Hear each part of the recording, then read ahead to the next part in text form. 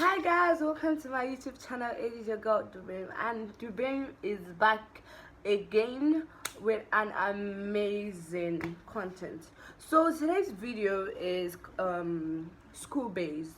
So I got a lot of questions from 100 level students that are going to be resuming universities, especially from private universities, so universities like Cover University, Babcock University, and you're asking me, okay, what are the documents to do you need to come to school, the particular documents you need to come to school so that you can have a smooth journey in school, so that you run helter skelter and start looking for documents that you didn't prepare for. So I'm just going to go straight to the point, but first let's have our intro video.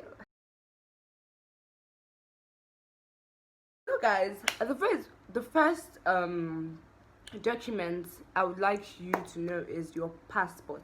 Your passport is a very, very vital document in school, and I would advise that if you're going to school, you should get 10 passports. When I entered 100 level in Covenant University, I was advised to bring 10 passports and 5 of every document. So I'm going to be listing the documents, telling you what they are, how you can get them to.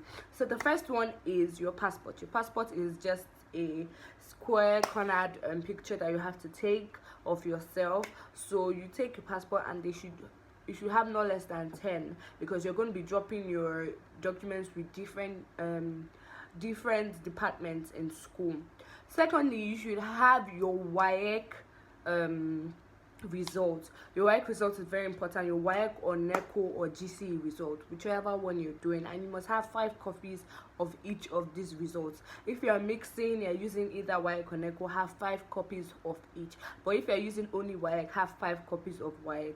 Nextly, you should also have your state of origin. The state of origin certificate is very important. Most universities use this state of origin to determine if you would even get admission or not, especially federal universities.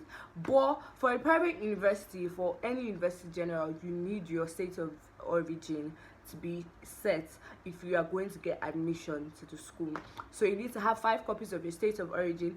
If you don't know what the state of origin certificate is, here it is. I got mine in Lagos. I think if you live in Lagos, every state has their branch to get your state of origin, and normally they just ask you 1 or 2 questions in your language. So after that, you pay a particular sum of money, and then you get your certificate ready. If you're doing it in your state, it's way easier, because you're already an indigent of that state, so it's easier for you. You don't need to go through any stress. They give it to you for free.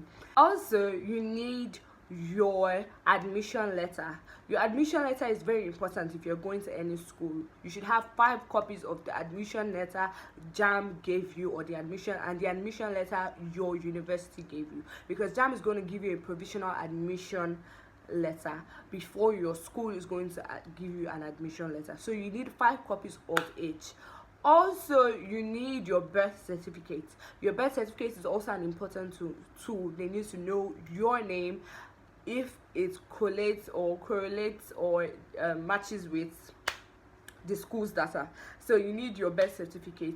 If you don't have a birth certificate, I don't know if you're actually in this type, because everybody has a birth certificate from the moment you're born. If you can't find yours, I believe you can renew yours, so you get your birth certificate. Also, your JAM results. I forgot that's actually important. Your JAM results should be there. You should have 5 copies of your JAM results. This JAM results actually shows if you're actually going to get admission to the school or not.